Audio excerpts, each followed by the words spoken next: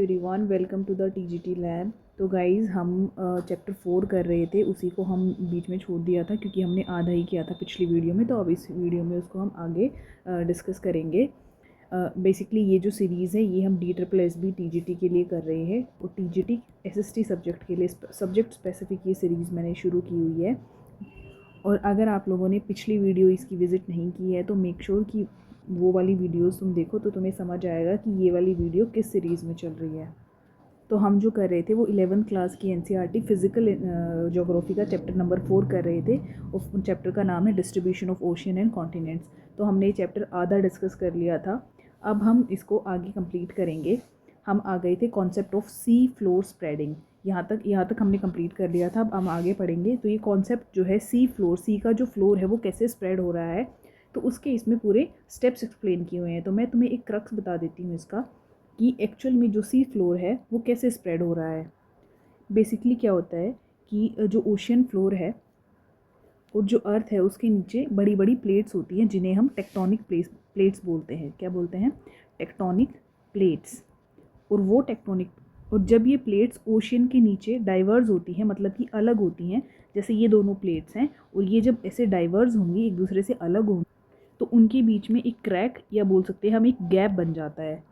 और वही जो गैप बन रहा है उसी को हम बोलते हैं मिड ओशियनिक रिज। और जो ये दोनों प्लेट्स हैं इनके बीच में जो ये गैप बन गया है, इस गैप के थ्रू ही जो अंदर लावा होता है वो बाहर आता है। समझ आई? कैसे कि जब दो प्लेट जो हैं ये एक दूसरे से डाइवर्स करेंगी, जैसे ये दो प्लेट हैं, ये जब एक दूसरे से दूर जाएंगी तो बीच में क्रैक बनेगा और उस क्रैक के थ्रू जो अंदर लावा है वो बाहर आना शुरू होगा। और जब ये लावा बाहर आकर ठंडा हो जाता है, कूल डाउन हो जाता है, तो वो रॉक की शेप ले लेता है, रॉक फॉर्मेशन हो जाता है। और ऐसे ही न्यू रॉक्स जो हैं वो बीच में ऐड होती रहती, और न्यू रॉक ऐड होती रहेंगी, और जो पुरानी रॉक है जो पहले बन गई हैं वो क्या करेंगी, वो साइड लाइन होती रहेंगी। ठीक है, वो आगे की तरफ खिसकती रहेंगी। और इसी तरीके से जो सी फ्लोर है वो धीरे धीरे स्प्रेड करता है, और इसी प्रोसेस को हम सी फ्लोर स्प्रेडिंग कहते हैं। आई होप यू गाइज कि आप लोगों को ये समझ आ गया होगा कि जो सी फ्लोर स्प्रेडिंग है उसका एक्चुअल में वो कैसे होती है। और तो अब इन 5 पॉइंट्स में यही बताया हुआ है। It was realise that all among the mid-oceanic ridges, volcanic eruptions are common and they bring huge amount of lava on the surface of this area. दोनों जो टेक्टोनिक प्लेट्स हैं उनकी जो रिजेस बनाती हैं उनसे बाहर आता है लावा, and the rock equidistant on either sides of the crust of mid-oceanic ridges show remarkable similarities, and rock closer to the mid-oceanic ridges have normal polarity and they are youngest. मतलब ये कि जो जो रॉक लेटेस्ट बनेंगे वो क्या होंगे, वो यंगेस्ट रॉक होंगे। And the oceanic crust rock are much younger than the continental rock. ये हमने पहले भी पढ़ा था, मैंने इसको हाईलाइट किया था। ये बहुत इंपॉर्टेंट है, इससे MCQ भी बना है कि कॉन्टिनेंटल रॉक्स ज़्यादा मतलब यंग हैं, या फिर जो ओशियनिक क्रस्ट पे जो ओशियनिक रॉक्स हैं वो ज़्यादा यंग है। तो oceanic crust rock are much younger than the continental rock, क्योंकि जो सी फ्लोर स्प्रेडिंग, जो सी का फ्लोर स्प्रेड हो रहा है तो क्या हो रहा है, उससे न्यू रॉक फॉर्मेशन हो रही है जब लावा बाहर आ रहा है।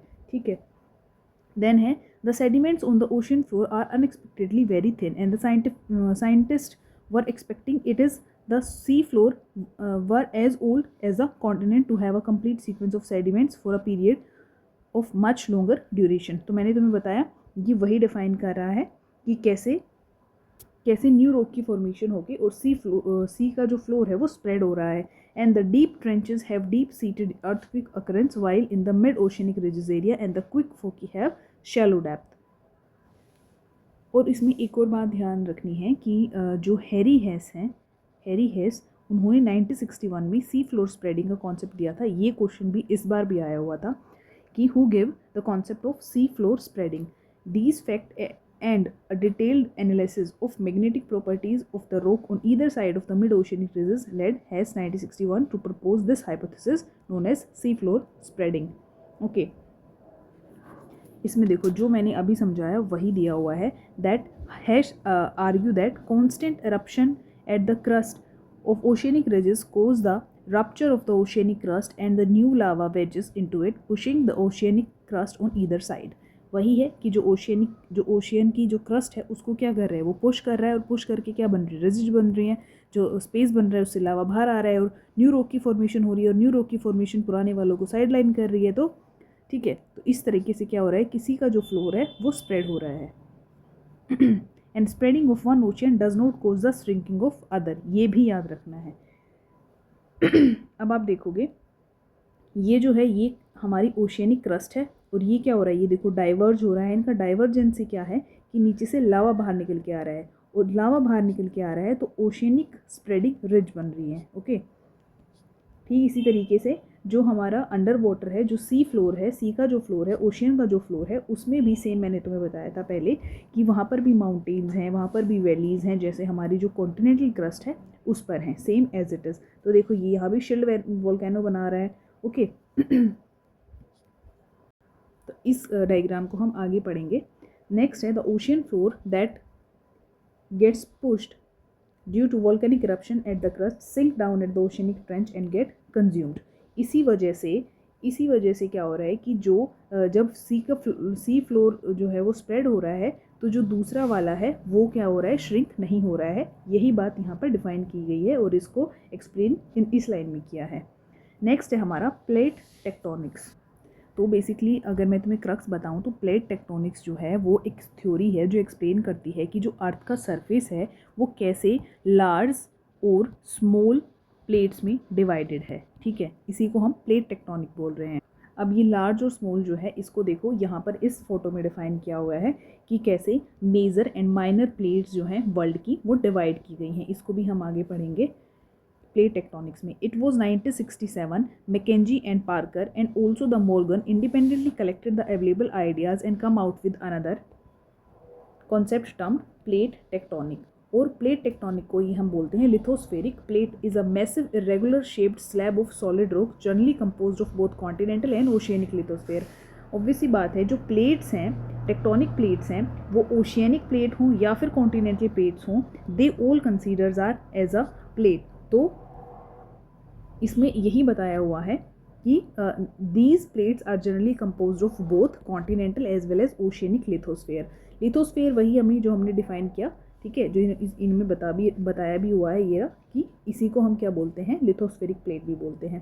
Plate move horizontally over the asthenosphere as rigid units. Horizontally जो है ये क्या करती हैं, मूव करती हैं। Lithospheric include the crust and the top metal. ये क्वेश्चन हमने पिछले चैप्टर में भी पढ़ा था।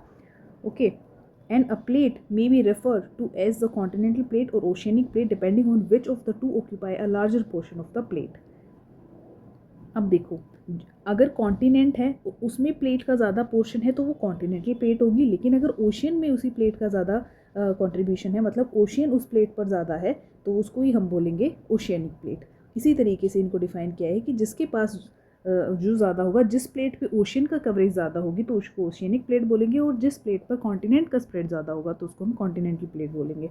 इस पूरी को एक बार ज़रूर से पढ़ना है, क्योंकि इसमें पिछले जो चैप्टर्स हैं उनसे ही कनेक्ट करके और नई चीज़ें बताई गई हैं इस चैप्टर में। जैसे कि देखो ये लाइन है, with its thickness range varying between 5 to 100 kilometre in the oceanic part and about 200 kilometre in the continent area. पिछले वाले चैप्टर्स में भी हमने यही पढ़ा है। जिसने वो नहीं देखी हैं वीडियोस उनको प्लीज़ देखो, that will be so helpful for you. आपका पूरा सिलेबस कवरेज हो जाएगा, और कोई भी क्वेश्चन आप जब एग्ज़ाम में अटैम्प्ट करोगे तो आपको न्यू नहीं लगेगा। आपको हर क्वेश्चन पढ़ने के बाद लगेगा कि हाँ, आपने इसके बारे में कुछ ना कुछ ज़रूर से पता है, और उस क्वेश्चन को आप अटैम्प्ट करने में बिल्कुल परफेक्टली और बिल्कुल सही उसका आंसर करके आओगे। ठीक है, and the theory plate tectonics proposes that the Earth's lithosphere is divided into 7 major and some minor plate। अब ये जो 7 मेजर प्लेट्स हैं इन्हीं को यहाँ पे डिफाइन किया गया है। सबसे पहले हम देखेंगे अंटार्कटिक प्लेट। अब देखो, Antarctic and the surrounding oceanic plate, ये 7 मेजर ओशियनिक प्लेट्स हैं। तो क्वेश्चन ये भी आ सकता है कि मेजर और माइनर जो प्लेट्स हैं उनका जैसे बोल देंगे कि which one of the following is the major plate, तो 3 ऑप्शन माइनर प्लेट के दे देंगे और एक ऑप्शन जो है वो मेजर प्लेट का दे देगा। तो तुम्हें ये चीज़ याद होनी चाहिए कि जो मेजर प्लेट्स हैं और जो माइनर प्लेट्स हैं वो कौन कौन सी हैं। ठीक है, तो जो सबसे पहले है वो है हमारी Antarctica plate, north America, south America, Pacific plate, India Australia New Zealand plate, Africa and the eastern Atlantic floor plate, Eurasia and the adjacent oceanic plate. Okay, और जो माइनर्स प्लेट है वो हैं कोकस, नज़का, अरेबियन प्लेट है और ये फिलिपिन प्लेट है। देखो इसमें पूरा डिफाइन किया हुआ है। फर्स्ट है अंटार्कटिक प्लेट, सेकंड है नॉर्थ अमेरिका प्लेट। अब ये देखो ये साउथ अमेरिका है और ये नॉर्थ अमेरिका है, तो नॉर्थ अमेरिका वाली प्लेट है जो वो सबसे बड़ी है। फिर है हमारी third South American plate, fourth है हमारी Pacific plate, Indo Australian plate, India आ रहा है, ऑस्ट्रेलिया आ रहा है, that is why it is called Indo Australian plate. Then Eurasian plate, Europe आ रहा है पूरा, ठीक है, यूरोपियन कॉन्टिनेंट आ रहा है। देन यूरेशियन प्लेट ये यहाँ पर भी आ गई, जब ऐसे इसको ये पूरा पेपर पर प्लेन बनाया हुआ है इसलिए आधा हिस्सा यहाँ है इसका, आधा यहाँ है। Then African plate. अब जो हमारी स्मॉल प्लेट है वो ध्यान रखनी है, अगर तुम्हें याद भी ना रहे तो जो भी डाइवर्जेंट जो भी इनकी कन्वर्जेंट बाउंड्री होगी, जो हमारी लार्ज और मेजर टेक्टोनिक प्लेट्स हैं वहीं पर आपको स्मॉल और जो माइनर प्लेट है वो मिलेंगी। फिलिपिन प्लेट्स हैं, देखो फिलिपिन है यहाँ पर, फिलीपींस है, यहाँ पर इंडोनेशिया रहा, तो यहाँ पर है ये फिलिपिन प्लेट्स, ठीक है। इसके नीचे अगर आएंगे तो कैरोलिन प्लेट है। अगर यहाँ पर देखोगे जो नॉर्थ अमेरिका और साउथ अमेरिका है उसका जो बॉर्डर है वहाँ पर हमें मिलेगी कॉकस प्लेट और उसके जस्ट नीचे मिलेगी हमें नज़का प्लेट। ओके, और यहाँ पर ये देखो ये हमें मिल रही है यहाँ पर अरेबियन प्लेट, अरेबियन सी के अराउंड है। ओके, अब हम नेक्स्ट चलते हैं। कैरोलिन प्लेट और फुजी प्लेट जो है ये भी हमारी क्या है, माइनर प्लेट्स हैं।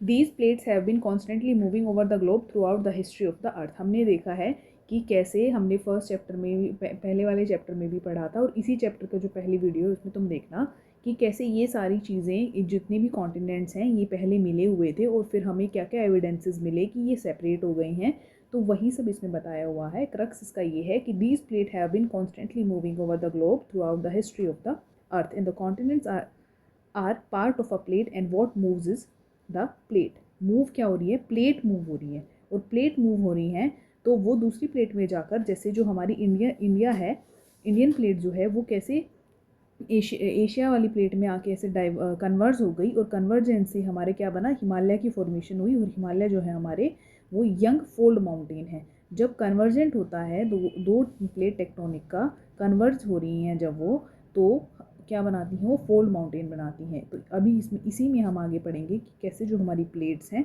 कितनी फॉर्मेशन है प्लेट्स की, ठीक है, कैसे वो कन्वर्ज हो रही हैं, कैसे वो डाइवर्ज हो रही हैं, इसके बारे में हमने पूरा पढ़ लिया था। इसमें वही बताया हुआ है that supercontinent is in the form of Pangaea. Scientist using the palaeomagnetic data have determined the positions held by each of the present continental landmass in different geological period. Position of the Indian subcontinent, mostly peninsular India, is traced with the help of the rock analyzed from the Nagpur area. मैंने तुम्हें बताया था कि जो Nagpur area है उसमें जो हमें रॉक्स मिले हैं वो बताते हैं कि ये जो कॉन्टिनेंट है, जो पहले हमारे जो अभी जैसे मैंने बताया कि दोनों जो प्लेट्स थी वो कैसे कन्वर्ज होकर और फिर कन्वर्जन से फोल्ड माउंटेन बने, इसका मतलब वो कन्वर्ज होने से पहले तो अलग अलग थी ना, तो वही इसमें डिफाइन किया हुआ है। अब जो इन प्लेट्स का माइनर और मेजर प्लेट्स हैं इनका मूवमेंट हम समझेंगे कि कैसे ये प्लेट्स मूव होती हैं और कैसे न्यू लैंड का फॉर्मेशन करती है। अब जो डाइवर्ज बाउंड्री है उसका मतलब ये है कि दो प्लेट्स हैं वो एक दूसरे से डाइवर्ज हो रही हैं, तो उसको हम बोलेंगे डाइवर्जेंट बाउंड्री। और जो कन्वर्जेंट बाउंड्री है उसमें क्या होता है कि दो प्लेटें आपस में आकर टकरा जाती हैं, ठीक है, और जिसमें जो एक प्लेट है वो दूसरे के अंदर क्या हो जाती है, सिंक हो जाती है, और जब वो एक ऊपर उठ जाती है और दूसरी इसके नीचे सिंक हो जाती है, और इसी सिंकिंग ऑफ प्लेट को हम बोलते हैं सबडक्शन जोन। ये देखो यहाँ पे बताया हुआ है the location where sinking of the plate occur is called subduction zone.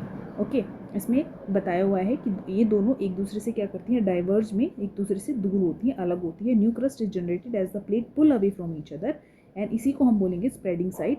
और the best known example of divergent boundary is mid Atlantic ridge. ये याद रखना है, काफ़ी इंपॉर्टेंट है ये भी। कन्वर्जेंट बाउंड्री में क्या होती है कि वो कन्वर्ज होती हैं, वो एक दूसरे में मिलती हैं, एक दूसरे की तरफ आती हैं, जिससे कि एक जो है इसके नीचे धंस जाती है और दूसरी इसके ऊपर उठ जाती है, तो इसको ही हम बोलेंगे सबडक्शन जोन। अब जो ये कन्वर्जेंट है वो किन किन के बीच में होता है, ओशियनिक और कॉन्टिनेंटल प्लेट के बीच में भी हो सकता है, टू ओशियनिक प्लेट्स के भी बीच में हो सकता है और टू कॉन्टिनेंटल प्लेट के बीच में भी, ओशियन और कॉन्टिनेंट, ओशियन और ओशियन एंड कॉन्टिनेंट और कॉन्टिनेंट, ठीक है। ये 3 तरीके से जो है कन्वर्जन हो सकता है, ये क्वेश्चन भी आ सकता है। ओके, अब आता है ट्रांसफॉर्म बाउंड्रीज। अब देखो ये जो कन्वर्जेंट बाउंड्री है ना, यही मैं तुम्हें बता रही थी, इसी से जो है हमारे हिमालय की फॉर्मेशन हुई है, जिसमें जो इंडियन प्लेट है वो यूरेशियन प्लेट से जाकर टकरा गई है और उनका एक सबडक्शन जोन से और एक जो है वो ऊपर उठ गई है और एक नीचे धंस गई है, जिसकी वजह से हमारे हिमालय की फॉर्मेशन हुई है, ठीक है। कन्वर्जेंट बाउंड्री से ही हमारे हिमालय की फॉर्मेशन हुई है। अब हम पढ़ेंगे transform boundary. Crust is neither produce nor destroy as a plate slide horizontally past each other. जो प्लेट हैं, दो प्लेट हैं वो एक दूसरे के साइड बाय साइड जो है स्लाइड करने लगती है, इससे कोई फॉर्मेशन नहीं होती, ये एक दूसरे के खिसकती हुई पास से निकल जाती। तो जब कोई भी प्लेट है वो किसी भी तरीके से मूव करती हैं तो अर्थक्वेक, वोल्केनोज और माउंटेन, इनकी फॉर्मेशन होती ही होती है। ओके,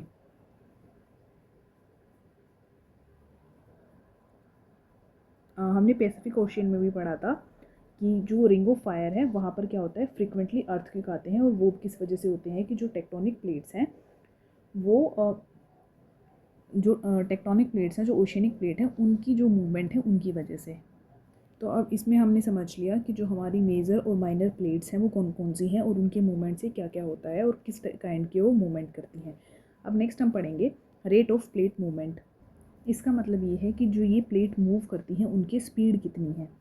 तो जो साइंटिस्ट हैं उन्होंने ये पता लगाया कि ये जो प्लेट है मैग्नेटिक फील्ड की हेल्प से पता लगाया कि ये जो प्लेट्स हैं इनकी स्पीड कितनी है और कितनी स्पीड से ये मूव करती हैं। तो इनमें से जो कुछ प्लेट्स हैं वो बहुत ही स्लो रेट पर मूव करती हैं, जैसे कि इसमें एग्जाम्पल दिया हुआ है, ये देखो, the Arctic ridge that plate is the slowest rate less than 2.5 centimetre per year and the East Pacific Rise near Easter Island in the South Pacific around 3400 kilometre west of Chile has the fastest rate more than 15 centimetre per year.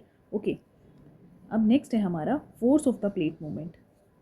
With time हमने पता लगाया कि जो हमारे continents हैं, जो हमारी plates हैं, वो क्या करती हैं, मूव करती हैं, वो स्टैटिक नहीं है, वो मोशनलेस नहीं है, ठीक है, क्या है, वो डायनेमिक है।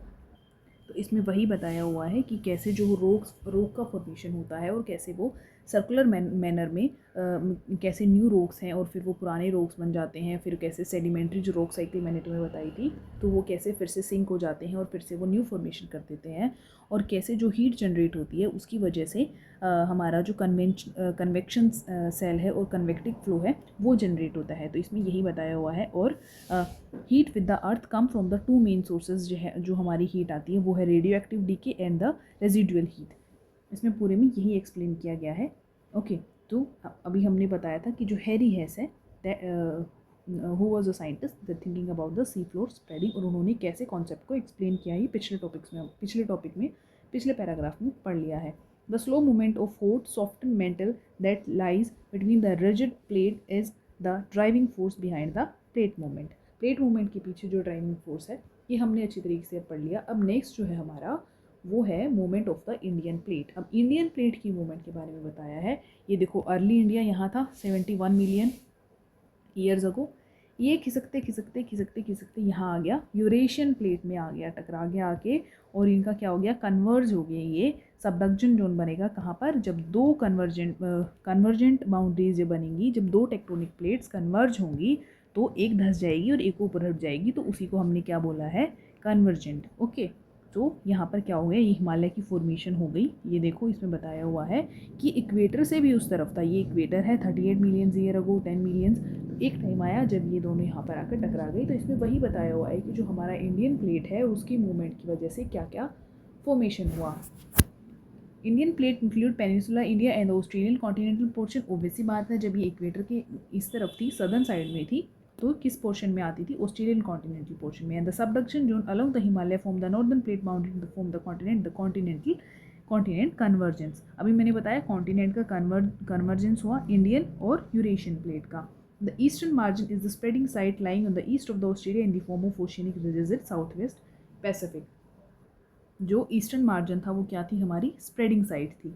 स्प्रेडिंग साइड मतलब कि जब डाइवर्ज हो रही है, तो डाइवर्ज होके क्या बनाती है, स्प्रेडिंग साइड बनाती है। तो ये कहीं से तो डाइवर्ज होके आई होगी ना, तो डाइवर्जन का इसमें बताया हुआ है। The boundary between India and the Antarctic plate is also marked by the oceanic ridges, that is divergent boundary running in roughly in the west and eastern direction and merging into the spreading side a little south of the New Zealand. India is supposed to have started her northward journey about 200 million years ago at the time when Pangaea broke. हमने पढ़ा था कैसे Gondwana land, Pangaea और Panthalassa ये सारे बने थे। तो उनकी जर्नी से उसी टाइम से ये जर्नी स्टार्ट हो गई थी कि जो हमारी इंडियन प्लेट है अब जाके कन्वर्ज हो गई यूरेशियन प्लेट में। तो वही सब इसमें बताया हुआ है, ठीक है। इसमें से जो मोस्ट इंपॉर्टेंट थे वो मैंने यहाँ पर निशान लगा दिए हैं। The 140 million years before the present the subcontinent was located as the south of the 50 degree south latitude. Equator से नीचे की तरफ क्या है, साउथ लेटीट्यूड है, okay. And the two major plates were separated by Tethys Sea. ये याद रखना है, क्वेश्चन आया है कि कौन से सी से जो मेजर प्लेट है वो सेपरेट हुई थी, उसको बोलेंगे हम टिथसे, ठीक है। And the Tibetan block was closer to the Asiatic landmass during the movement of the Indian plate toward the Eurasian plate. A major event that occurred was the outpouring of lava and formation of Deccan Trap. जो India में Deccan trap है वो वहाँ पर वो क्या है, वो पहले से ही बना हुआ है। तो वो जो पहले से बना हुआ है उसी की फॉर्मेशन इसमें बताई हुई है कि कैसे जो हमारे यंग फोल्ड माउंटेन्स बने, जो हिमालय बना, उसकी फॉर्मेशन से भी पहले जो है हमारा वो दक्कन ट्रैप की फॉर्मेशन हो चुकी थी। Event of formation of Himalaya took place कब 40 million year ago and thereafter. ये जो दक्कन ट्रैप है ये 40 मिलियन ईयर अगो बन गया था, किससे, हिमालय की formation. The height of Himalaya is rising even this date. मतलब इसका ये हुआ कि अभी भी ये प्लेट जो है एक दूसरे के अंदर धंस रही है। तो ये हमारा चैप्टर यहाँ पे कंप्लीट होता है। अब हम इनकी क्वेश्चंस की तरफ देख लेते हैं। Who amongst the following was the first to consider the possibility of Europe, Africa, America have been locating side by side. कौन था वो, बताओ। पहले ही पेज में मैंने डिफाइन किया हुआ है, पहले पेज में आप जब जाके देखोगे तो मैंने मोस्ट इंपॉर्टेंट निशान लगाया हुआ है। अभी देख लेते हैं। देखो मैं तुम्हें बताती हूँ, क्वेश्चंस यहीं से आते हैं। It was Dutch map maker, name was Abraham Ortelius, okay. यही है इसका आंसर, ये देखो सी ऑप्शन में, ओके। पोलर फ्लीइंग फोर्स किससे रिलेटेड है, अभी बताया था मैंने, दो चीज़ें बताई थी, एक रिवॉल्यूशन और रोटेशन। तो जो पोलर फ्लीइंग फोर्स है वो हमारी रोटेशन ऑफ अर्थ से रिलेटेड है। Which of the following is not a minor plate. देखो क्वेश्चन आ गया ना, मैंने तुम्हें बताया था वैसे ही। फिलीपींस क्या है हमारी, नज़का, अरेबिया क्या है, माइनर प्लेट्स है, लेकिन अंटार्कटिका जो है हमारी वो क्या है, हमारी मेजर प्लेट है। तो answer is D. Which one of the following fact was not consider. याद रखना है, नोट पूछा है या नहीं, नोट को पहले ही सर्कल कर देना है आए तो क्वेश्चन में। Not consider by those while discussing the concept of sea floor spreading. अब कौन सा जो है उन्होंने डिस्कस नहीं किया था जब वो सी फ्लोर स्प्रेडिंग के बारे में बात कर रहे थे। देखो सबसे पहले volcanic activities along the mid oceanic ridges, strips of normal and reverse magnetic field observe in rock of the ocean floor. ये तो पढ़ा था हमने, जो ओशियन पे रॉक फॉर्मेशन हो रही है उसकी वजह से ही तो वो न्यू रॉक फॉर्मेशन हो रहा था, और फिर जो पुराने वाले थे वो साइड लाइन बन रहे थे जिसकी वजह से सी फ्लोर जो है वो स्प्रेड हो रहा था, यही तो पढ़ा था। Distribution of forces in different countries, different continent, obviously बात है डिस्ट्रीब्यूट हो रहे थे, वो दूसरे कॉन्टिनेंट में जाके ऐड हो रहे थे, लेकिन इसका मतलब ये नहीं है कि वो उनको दूर कर रहे थे, स्प्रेड कर रहे थे, ओके। तो ये भी नहीं होगा, हाँ मतलब ये भी रीज़न था, okay. Age of the rock from the ocean floor, obviously बात है हमने पढ़ी थी कि ओशियन फ्लोर के जो रॉक हैं वो यंगेस्ट हैं as compare to the continental floor rock. तो बचा कौन सा, ए बचा। तो आंसर इज ए, क्योंकि हमने ये नहीं पढ़ा था volcanic activity along the mid oceanic ridges. Next है which one of the following is a type of plate boundary in the Indian plate along the Himalaya mountain. Continental converge हो रहा था, कॉन्टिनेंट ही तो मिल रहे थे, इंडिया और यूरेशिया, ओके। तो ये हमारा यहाँ पे ख़त्म हो गया चैप्टर। तो गाइस अब हम नेक्स्ट चैप्टर में पढ़ेंगे यूनिट 3 जो है वो हमारी लैंडफॉर्म है। इसमें जियोमॉर्फिक प्रोसेसेस पूरी बताई हुई है, काफ़ी इंपॉर्टेंट क्वेश्चन आएंगे, काफ़ी इंपॉर्टेंट चैप्टर हैं दोनों ही। इसकी मैं वीडियो लेकर आऊँगी, क्वेश्चंस भी सोच रही हूँ मैं, बट इतना टाइम लग नहीं पा रहा है। तो guys thank you so much अगर आपने ये वीडियो देखी है। इससे पिछले वाली वीडियो में मैंने हाफ चैप्टर कंप्लीट कर दिया था, हाफ चैप्टर मैंने अब इस वीडियो में कंप्लीट कर दिया है। तो हमारा 4th चैप्टर कंप्लीट हो गया है, 1st, 2nd, 3rd and 4th complete हो गए हैं। नेक्स्ट वीडियो में मैं 5th और 6th चैप्टर कराऊंगी, और ऐसे ही सीरीज़ पूरी जब तक हमारी NCERT कंप्लीट नहीं हो जाती हम इसको कंटिन्यू करेंगे। Thank you so much guys, अगर आपने मेरी ये वीडियो देखी है तो। और आप मेरा टेलीग्राम ज्वाइन कर सकते हैं, द TGT लैब ऑफिशियल।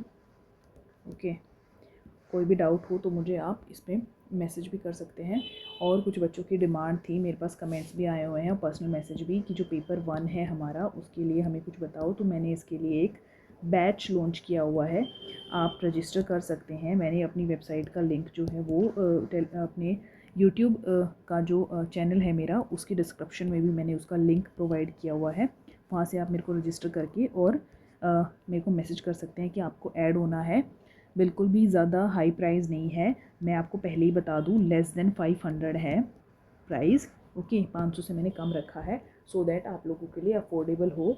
मैंने सारी चीज़ें उसमें कंपाइल करके दे रखी हैं आपको, टू डू लिस्ट बना के, कि डेली आपको कितने आवर्स के हिसाब से पढ़ना है और कौन कौन सा टॉपिक करना है। मैंने डे वाइज, जैसे डे 1, डे 2 ऐसे करके, आज हमारा डे 3 है, ठीक है। जिसको भी ज्वाइन करना है आप लोग कर लीजिए, it will be worth it for you.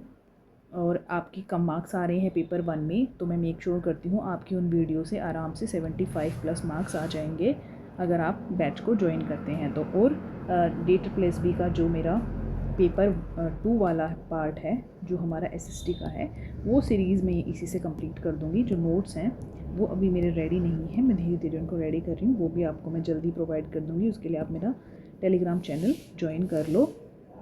और जिनको मेरे से पर्सनली गाइडेंस चाहिए या जो चाहते हैं मुझसे कुछ डाउट सॉल्व कराना, तो आप मेरे को द TGT लैब पर ही मैसेज कर देना।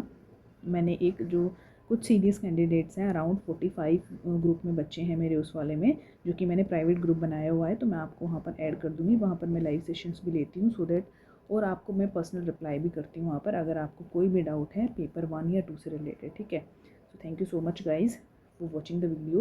Do subscribe, do like. Okay, thank you again. अगर आपने पुरानी वीडियोस नहीं देखी हैं तो प्लीज़ उनको भी विज़िट करना।